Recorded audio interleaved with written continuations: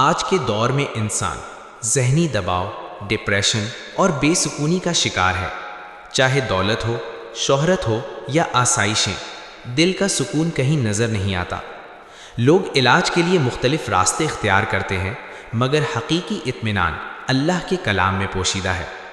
سورہ انبیاء قرآن مجید کی ایک عظیم سورت ہے، جس میں متعدد انبیاء کرام علیہ السلام کے واقعات بیان کیے گئے ہیں۔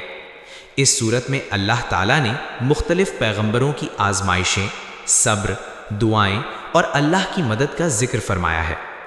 اس سورت کا بنیادی پیغام یہ ہے کہ اللہ کے نیک بندے مشکلات سے ضرور گزرتے ہیں، مگر اللہ انہیں کبھی تنہا نہیں چھوڑتا۔ ہر آزمائش کے بعد اللہ کی رحمت اور مدد آتی ہے۔ گویا یہ سورت انسان کو امید، صبر اور اللہ پر بھروسہ سکھاتی ہے۔ مرض کی تشخیص۔ آج کا ڈپریشن کیوں؟ آج کی بے سکونی کی چند بڑی وجوہات یہ ہیں: موبائل فون کا بیجا استعمال، مسلسل سکرین، خبریں اور سوشل میڈیا انسان کے ذہن کو تھکا دیتے ہیں اور بے چینی پیدا کرتے ہیں۔ دنیا کی حد سے زیادہ فکر، رزق، مہنگائی، مستقبل اور مسائل کی فکر انسان کو اندر سے کمزور کر دیتی ہے۔ جب دل صرف دنیا میں لگ جاتا ہے تو سکون ختم ہو جاتا ہے۔ قرآنی نسخہ اور وظیفہ۔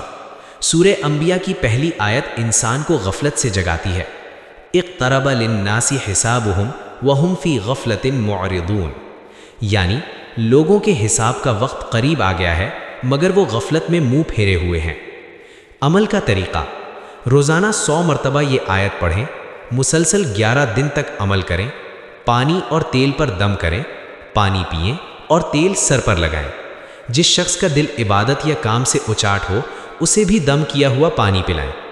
سورہ انبیاء کے آخری حصے میں کئی انبیاء کی دعائیں بیان ہوئی ہیں، جو صبر، امید اور اللہ سے تعلق کی بہترین مثال ہیں۔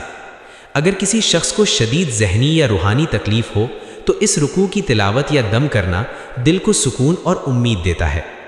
اصل سکون دنیا کی چیزوں میں نہیں، بلکہ اللہ سے تعلق مضبوط کرنے میں ہے۔ جب انسان آخرت کو ترجیح دیتا ہے تو اللہ اس کی دنیا کے معاملات بھی آسان فرما دیتا ہے۔ جو شخص اللہ کی طرف رجوع کرتا ہے، اللہ اس کے دل کو سکون عطا فرما دیتا ہے۔